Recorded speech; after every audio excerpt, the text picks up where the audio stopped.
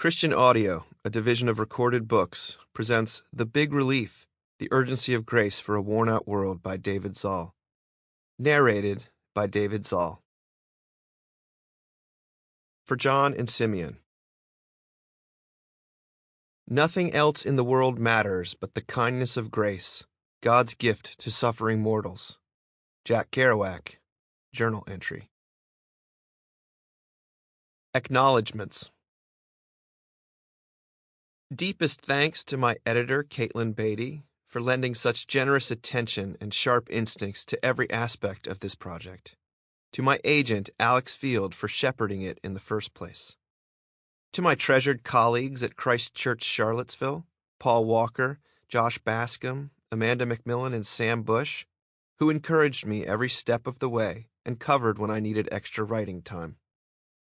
To the Mockingbird, Jonathan Adams, Ginger Mayfield, Scott Johnson, Jim Monroe, Emily Large, Michael Sansbury, and Reed Murkison, for their tireless support and cheerleading. To my dear friends and co-hosts on the Mockingcast, Sarah Condon and R.J. Heyman, with whom I had the privilege of exploring much of this material initially, for never letting me take myself too seriously. To my brothers in F3Cville, not just for the bear crawl and mumble chatter, but also for keeping me in touch with my inner child. For all the other heaven-sent helpers who have embodied the big relief these past couple years, especially Mary Lou Thomas, Karen D.J., Claire Hopkins, Jay Daimlich, and Paul H. To the amazing Mockingbird staff, Deanna Roche, Todd Brewer, Megan Mitz, Luke Rowland, Callie Yee, and Katie Henson, for keeping the lights on and bearing with me during the months of drafting. To Micah Gilmer, the best citation hound in the biz. To my readers, C.J. Green and Will McDavid, whose literary chops astound me and without whom this book would be a shadow of itself.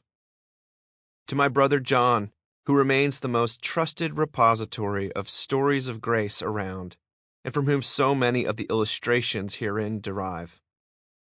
To my brother Simeon, who's all right too, I guess.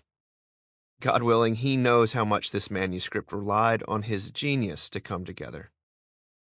To my beloved parents, Mary and Paul, who have never crossed their fingers when it comes to the grace of God, not even when it came to their own boys. And finally, to my wife Kate, whose love keeps me sane, whose jokes keep me laughing, and whose recommendations keep me inspired. Without her brilliance and sacrifice, this book would not exist. Introduction. Don't feel bad. We have to have a place we can vent, my coworker said. We had just signed off of a frustrating conference call, and per our custom, had spent the next 15 minutes debriefing. This was code for complaining and psychoanalyzing. Clearly, we were both feeling self-conscious about this ritual of ours. The day was almost over, but I was worked up, so I decided to stop by the gym on the way home to blow off a little steam.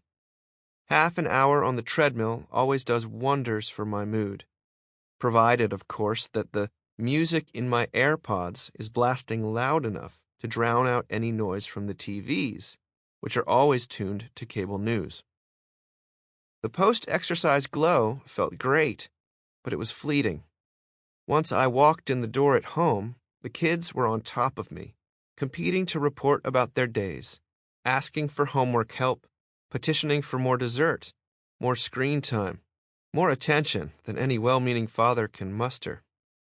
Happy as I was to see them, the chaotic clambering didn't stop until 10 p.m. and the last of their lights went out. Of course, my wife had been dealing with their insanity all afternoon, and the look with which she greeted me said it all. She was off duty, ready for a bath and some Hulu.